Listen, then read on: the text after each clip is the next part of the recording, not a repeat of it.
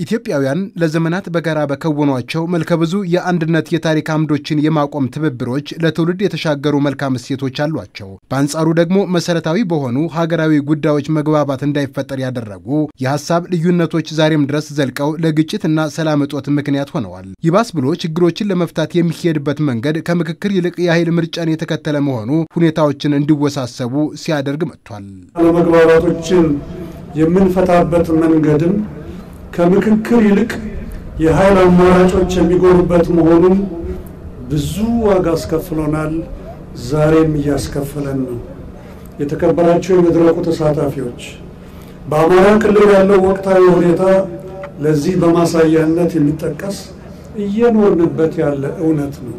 እናም ላለመግባባቶች ምክንያት ለሰላም መንጠፍም እርሾ ሆነው የከራረሙ ችግሮችን ከስራቸው ለማድረቅ የኢትዮጵያ ሀገራዊ የምክክር ኮሚሽን ተቋቁሞ ወደ ስራ ከገባ 3 ዓመታት ሆነውታል። ኮሚሽኑ በሌሎች ክልሎች እንዳደረገው አጀንዳ የማሰባሰብ ምዕራፍ ሁሉ በአማራ ክልል ዛሬ ጅማሮውን ሲያደርግ ለመጠፋፋታችን ምክንያት የሆኑ ሐሳቦችን ወደ ውይይት ጠረጴዛ ማቅረብ እንዲቻል በባህር ዳር ተገኝቷል።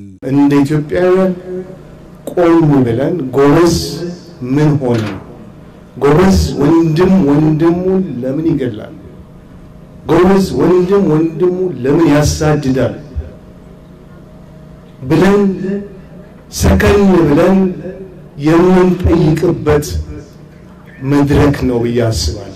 እንደ ሀገር የሚስተዋለው ያለመግባባት ህመም በወጉ ፈውስ እንዲያገኝ ሁሉንም ተሳታፊ ሊሆን ይገባል የተባለ ሲሆን በዚህም ለራስ ችግር መፍትሄው በራስ ይሆን ዘንዳ አስቻይ ነው። ለዚህም ኮሚሽኑ የውይይቱን ፍትሃዊ አሳታፊነት ከፊት አስቀድሟል። አሳታፊና አካታች እንዲሆን በማድረግ እጅግ መሰረታዊ ሀገራዊ የሆኑ አጀንዳዎች እንዲቀረጹ እንዲሁም የምክክሩ ውጤት ላሉብን ችግሮች ዘላቂ መፍትሄን የሚያዋልድ እንዲሆን በትኩረት ኮሚሽኑ እየሰራ ይገኛል።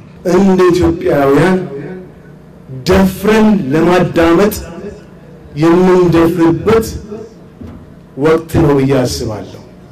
በብዙ ነገር እንደፍራለን፣ ለመዝመት እንደፍራለን፣ ለመዋጋት እንደፍራለን።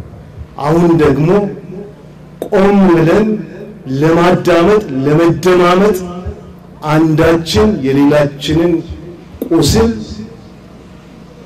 ስጋት ተስፋ ለማዳመጥ የምንደፍርበት ወቅት ነው ያስባለሁ።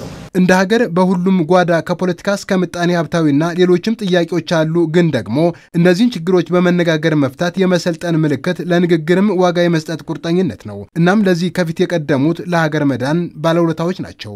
ኢትዮጵያውያኖች የፖለቲካ ፍላጎት፣ የኢኮኖሚ ፍላጎት፣ የባህል ፍላጎቶች አሉ።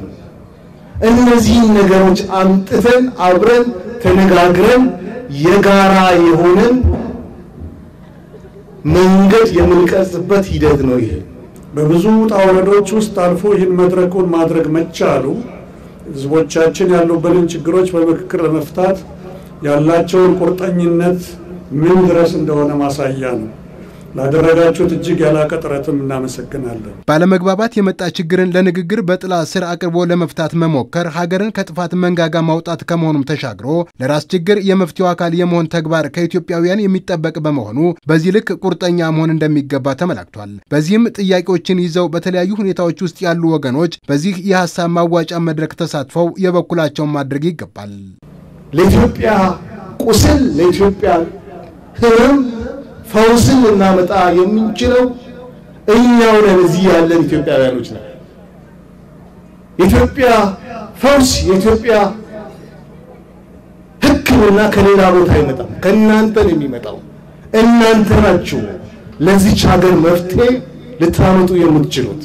አሁንም ደግመዋለሁ፣ አሁንም ሁሉንም አሸናፊ ወደሚያደርገው የምክክር መድረክ ሁሉም ተሳታፊዎች የሃንኮ ለታጣቂዎች አሁንም በድጋሚ ጥሪውን ያቀርባል። ሀገራዊ የምክክር ኮሚሽን የሀገር ችግር በሀገር የተዋጣ ሐሳብ እንዲፈታ በጀመረው አጀንዳ የማሰባሰብ ምዕራፍ ዛሬ ከአማራ ክልል ደርሶ ለቀጣዮቹ ቀናት ሊዘልቅ ጅማሮውን አድርጓል።